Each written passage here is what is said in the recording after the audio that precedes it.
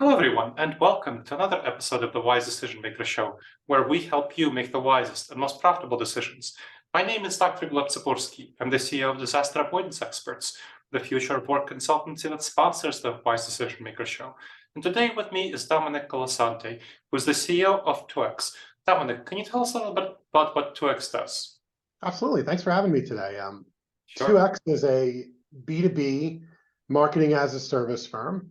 And by that, I mean we're in the managed services category around the B2B marketing area. And so we provide services around creative, around campaigns, around demand creation, around marketing tech management, marketing ops, analytics, and really help companies of all sizes, some very large enterprises and some other companies that are high growth and spending more money and time and attention on marketing to drive growth even further. We help them build a better marketing engine and really in this current environment, come up with a way that helps you do better with less in marketing through our operating model that has a large team in Kuala Lumpur, Malaysia, that allows us to service, US and international clients from an offshore geo with a very unique delivery model that I don't think has been done before in the B2B space. Interesting. Well, we want to talk a little bit about hybrid work and remote work. So can you tell me a little bit about how this is impacting your business model, how it's impacting marketing as a service? What are you seeing in that domain? Yeah, and in some ways it's been interesting because I founded the firm in 2018. And in 2018, our delivery people who do the work every day in marketing are based in Kuala Lumpur, Malaysia, and most of our clients are based in the US. And so in a way, we've been doing hybrid work in that sense for over 5 years, and it only became a newer thing recently. I was a CMO before, and I found most CMOs really like to keep marketing, in the same physical location, in the same office, because marketers are creative and we need whiteboards and we're always innovating and talking. And I think what's been really interesting over the last couple of years, our business model has proved this, but also, when you look at marketing, there's so many roles that are operational, that are execution, that are day-to-day individual contributor jobs, in addition to the creative, collaborative jobs. But those individual contributor jobs actually fit really, really well in hybrid models and in other types of engagement models. And our business, while we're sort of 100% hybrid in how we service our clients, in our actual physical office, we're hybrid in that we come in 2 days a week, and then for the rest of the week, folks are working remote, working from home, and are very productive of getting their work done, we found. I think this will be pretty unusual to some CMOs to think about that separation of roles. So how do you make sure the more individual contributor operational folks collaborate well with the creative folks? Yeah, well, it comes down to, first of all, is having a plan.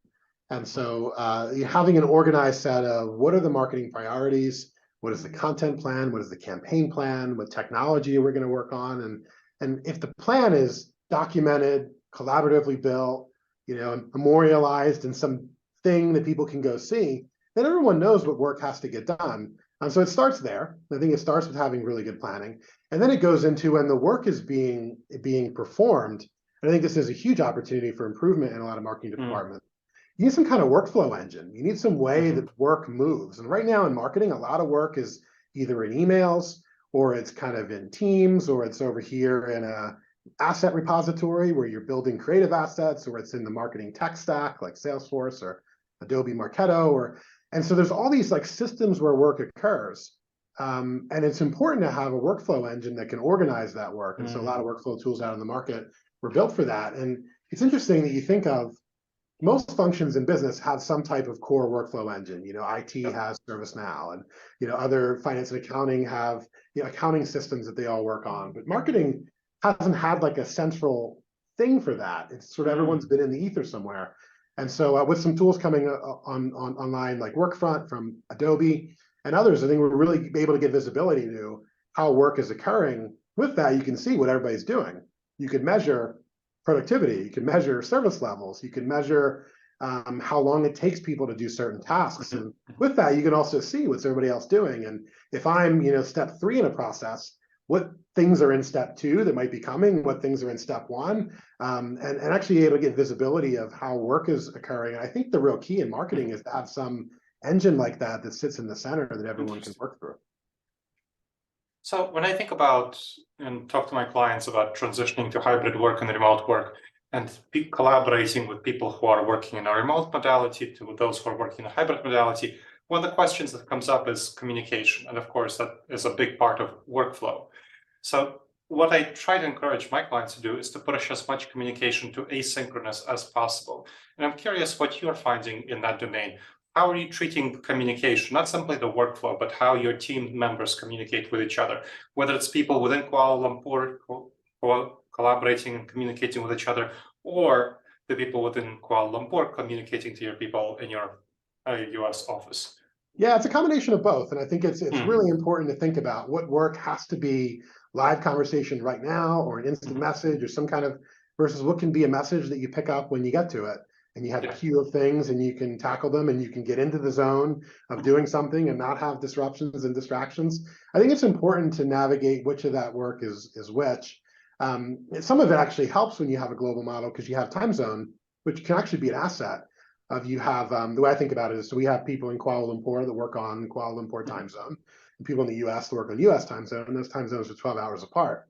And so sometimes someone will be up late at night or early in the morning to have a live conversation, and that's normal in a global world.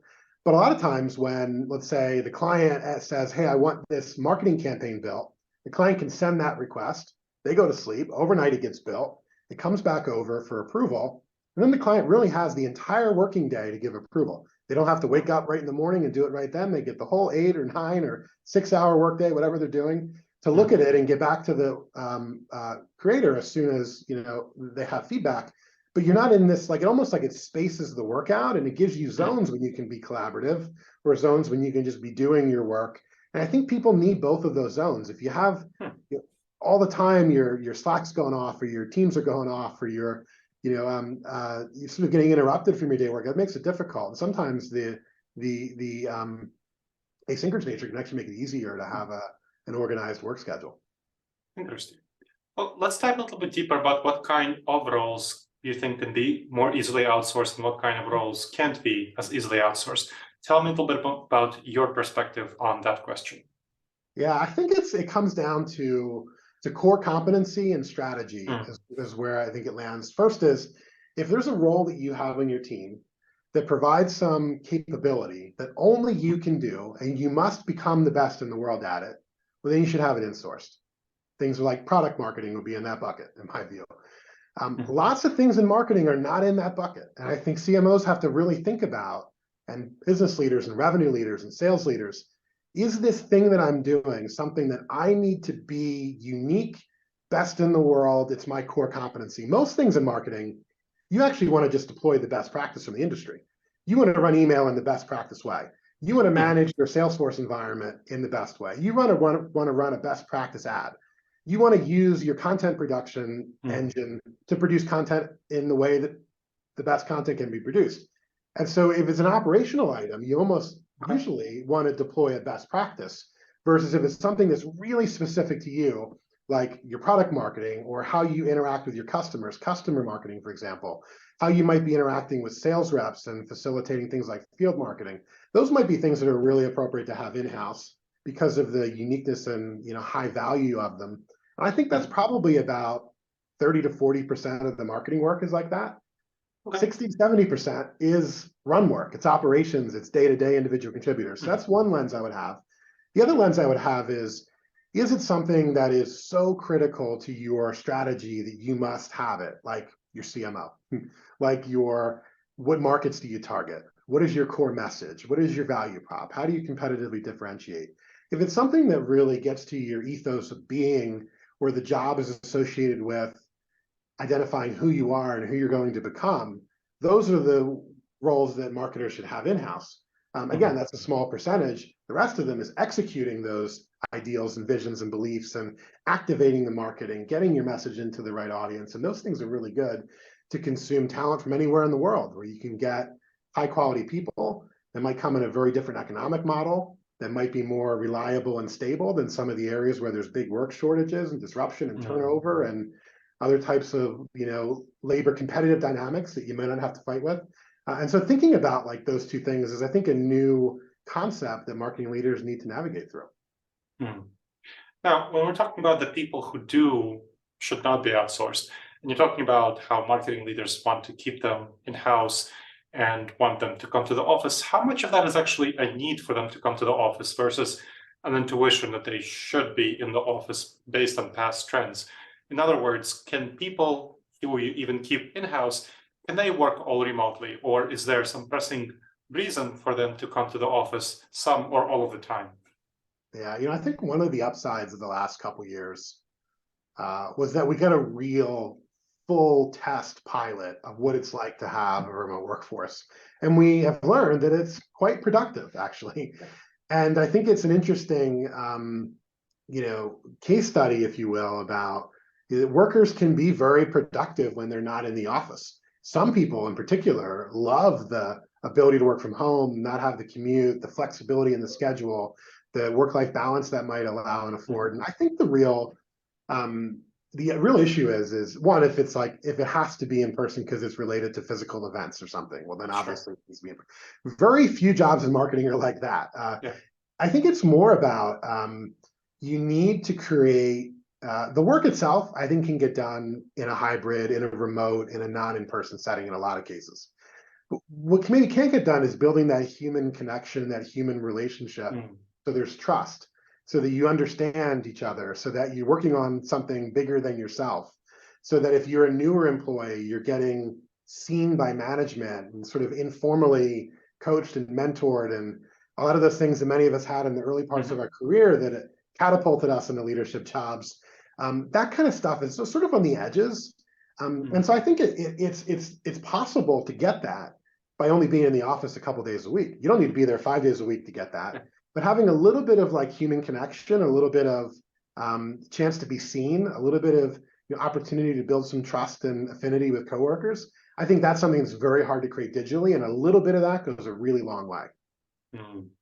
So how do you get that with your people in Kuala Lumpur? How do you get them trained up? How do you build that connection? How do you build that trust?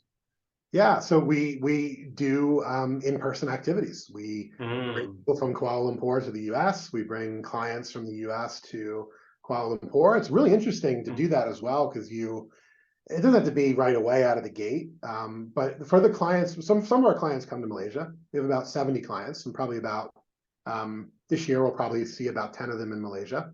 And so not everybody comes every year, but when particularly folks have been working together for a bit and you're able to get some kind of like human time together, and a dinner, a meeting, a brainstorming session, the loyalty that's created in between client and 2X team member, and 2X team member and client is very interesting. It's very hard to create that condition on its own. And so getting just that might be one trip a year, but even just having some people getting to know each other and just talking about a strategic problem, talking about a visionary objective, and just kind of getting people to know that there's real people behind the screen, that has such a powerful benefit. And so my CFO at 2X is probably the least concerned CFO about travel expenses of any CFO I've met, because it's a revenue generator for us. It's a culture generator. It's a retention generator. It's a little bit of travel budget is such a valuable piece in our business. And so we try to create those moments, even if there's only a few of them. Excellent. Now, as we finish up, what do you think is going to be the future of hybrid work and remote work and marketing as a service in the next 5 years? Yeah, well, I think hybrid work, remote work are here to stay. But I think hybrid work means some in person, some remote. I don't think hybrid means 100% remote. And I think that's an interesting thing that gets lost in a lot of the, at least employee perspectives I talk to. And so it's good to make sure that that it is truly hybrid. I think that's critical. From our world, we've done a lot of market research around marketing outsourcing and how much marketing is insourced versus how much marketing is outsourced.